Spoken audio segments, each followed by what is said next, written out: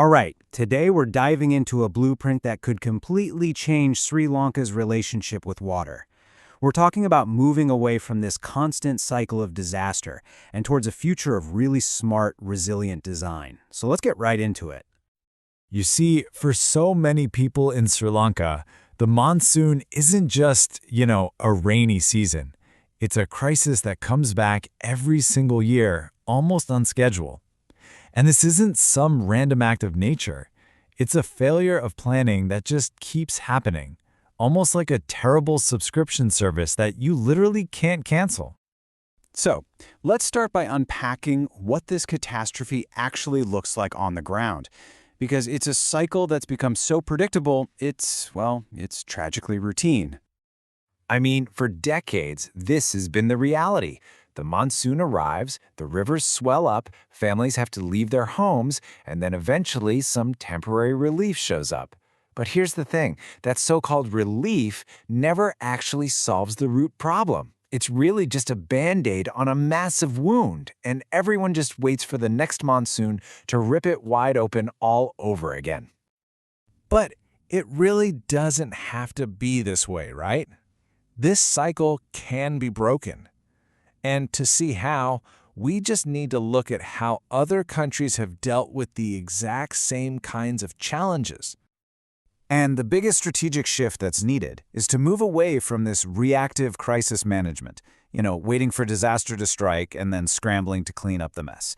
Instead, we need to shift to proactive urban design. That means actually engineering our cities to handle water before it ever becomes a disaster in the first place. Okay, let's look at the Netherlands. For centuries, their whole strategy was building bigger and bigger walls to fight the water. But their new approach, which they call room for the river, does the complete opposite. They're actually giving the river more space to flood, but in designated areas where it's safe. The lesson here, especially for Sri Lanka's Kalani and Kalu rivers, is huge. Stop trying to box the water in and start figuring out how to work with it. And then you've got Singapore. What they did was brilliant. They took these ugly concrete drainage canals and turned them into beautiful natural parks that people can actually enjoy. So now when the big rains come, these parks act like giant sponges. They just soak up all that water and release it slowly. They proved a really important point. The best infrastructure for floods isn't always gray concrete. Sometimes it's green. What about super dense cities like Tokyo, where you just don't have space for new parks or floodplains? Well, their solution was to go underground. They built these absolutely massive underground tunnels and storage tanks that basically act as a temporary holding area for stormwater. It's a total engineering marvel, and it's what you do when you literally have no room to expand outwards.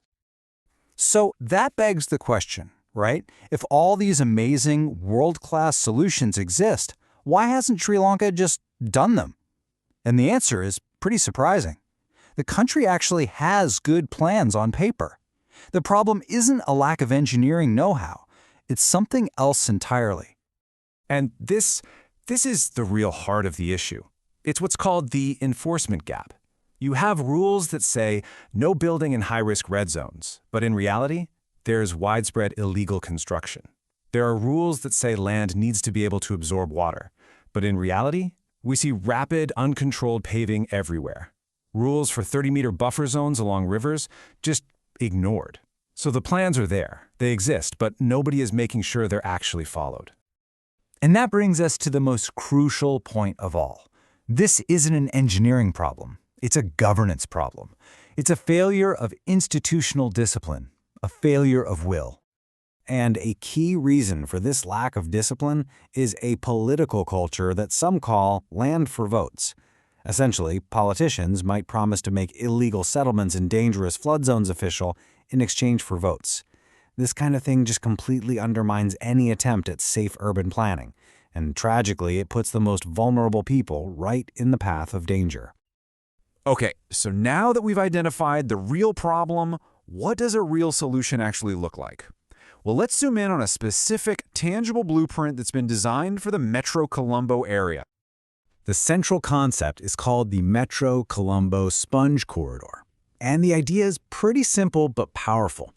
Instead of just pouring more concrete, This plan uses the area's biggest natural asset, its wetlands, and makes them the primary engine for flood control. The whole thing breaks down into a three-part plan. It's pretty clear. First, you expand the existing wetlands so they can act as retention anchors, basically giant holding tanks for storm runoff. Second, you create a permeable grid by redesigning city surfaces like roads and parking lots so they actually absorb water. And third, you create a Kalani relief valve, giving the main river a safe floodplain to spill into when it gets too high. Now, what's so cool is how this sponge city idea actually works on the ground. We're not talking about super complex, futuristic tech. We're talking about simple, smart solutions. Things like bioswallows, which are really just grass-lined trenches next to roads that filter runoff, or mandating green roofs on new buildings, which can cut the water running off a roof by up to 70%. Even simple infiltration wells in parking lots can help recharge the groundwater.